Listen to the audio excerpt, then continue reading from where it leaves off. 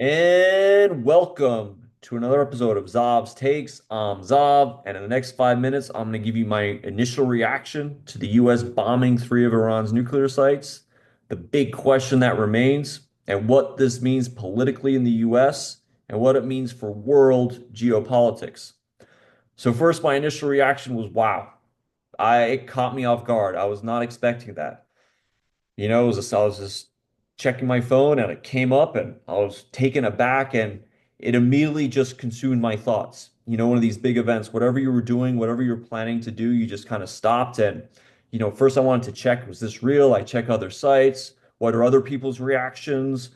What's the news saying? And then you saw Trump's going to address the nation at 10 o'clock. So you wait for that. So that was my initial reaction, is that it consumed my thoughts. I was taken aback. But it leads me, and I hope it leads many of you to that big question: is how close was Iran to actually getting a nuclear weapon?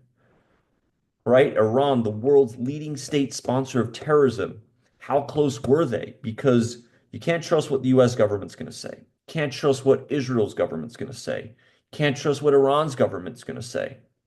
You certainly can't trust what you're going to see on social media.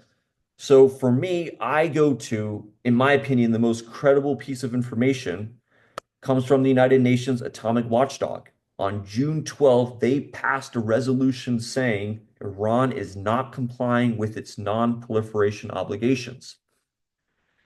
And you also have to factor in Iran, the second most sanctioned country after Russia, who are hurting economically.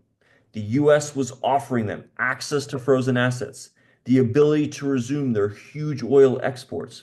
And all they had to do was lower their enrichment to 3.67%, and they didn't budge.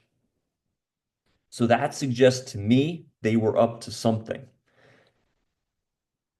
Now let's look at politics. Okay, from a US political perspective, this is going to kill Trump. He's going to get hurt, killed on the Sunday morning news shows today, on social media, on news channels, because his base, remember, they voted him in for number one, securing the borders.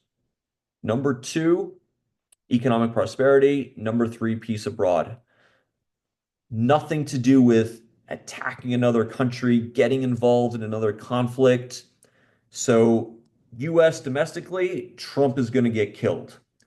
Internationally, geopolitically, this is a massive story. And the Middle East, all those Sunni Arab countries, they do not like the Iranian regime. Israel, the Jewish people, many of the Iranians themselves, this is a cause they are happy that the Iranian government has been weakened.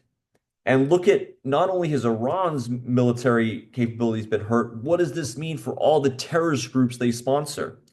Hezbollah, Hamas, Islamic Jihad, the Houthis, militia groups in Iran, militia groups in Syria, this is all a blow to them. So on the one hand, that's good news about what's happened. But you got to look, what is Iran going to do? And that's what scares you. Already we're seeing, there's already reports that they're going to shut down the Strait of Hormuz. Remember, the Strait of Hormuz controls, or about a quarter of the world's oil passes through there. But even more scary is, what can they do militarily? Where can they hit?